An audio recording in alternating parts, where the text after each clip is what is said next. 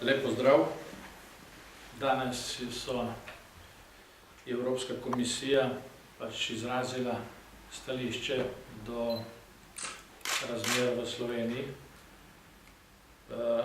Evropska komisija je dala jasen signal, da ve, kje je imela in kje ima Slovenija še težave. Iz tega sporočila in priporočil je nedvoumno jasno, da se zavedajo problemov tako v bančnem sistemu. Priporočilo predlaga ureditev portfelja bank, očiščenja bank, sanacije bank. Prav tako se priporoča transparentna in hitra privatizacija. Kot veste, sta bili ti obe točki temelj prejšnje vlade, se pravi tako urejanje teh stvari z zakonom o slabi banki in Slovenskem državnem holdingu.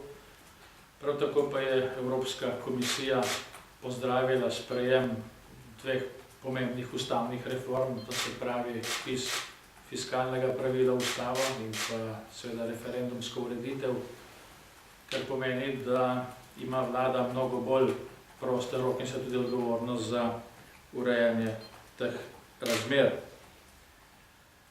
Zdaj, očitno je, da bo potrebno nadaljevati z javnofinančno konsolidacijo. Tu bo potrebno v kratkoročnem in srednjeročnem obdobju sprejemati pomembne in najbrž tudi težke ukrepe.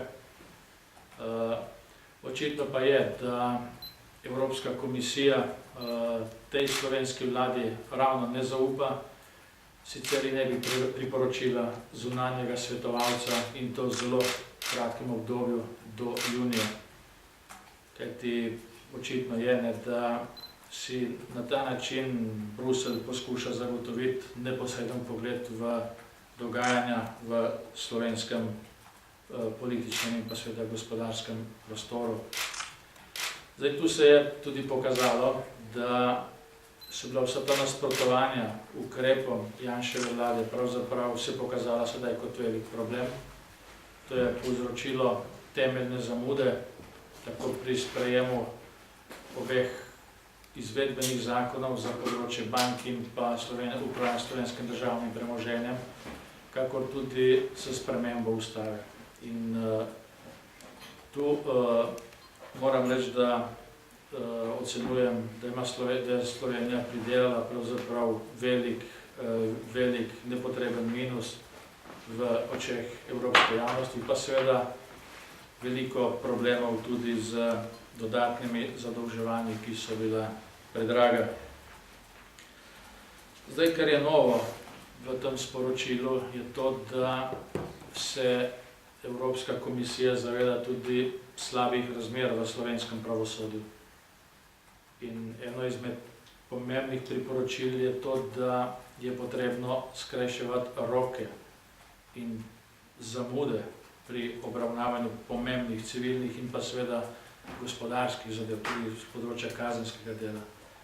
In naj spomnim, da je bila to tudi ena izmed temeljnih reform našega programa 10+100, se pravi bistveno skrajšanje rokov na prvi in na drugi stopnji.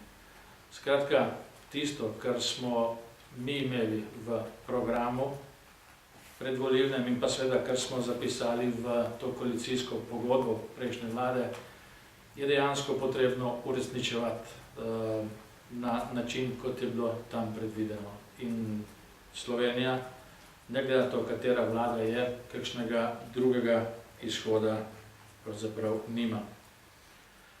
Zanimivo je, da v teh komentarjih Evropske komisije skoraj ni veliko besed o paktu stabilnosti in nacionalnem reformnem programu, o dveh aktih, ki jih je slovenska vlada v začetku maja poslala v Bruselj. Veliko več je govora o vseh tistih stvareh, ki smo jih izvedli s težavo, zamudo, zaradi blokade večjega dela sedanje koalicije in pa seveda o stvareh, ki jih bo potrebno nujno izvesti, pa so tudi bile pravzaprav velik problem v večinskem delu sedanje koalicije. To se pravi, reforma pravosodja je zagotovo tema, ki jim do sedaj niso bili naklonjeni. kot rečeno, slaba banka in pa Slovenski državni holding prav tako. Skratka, na tem področju je očitno, da kakšnih umikov, zamikov tu ni.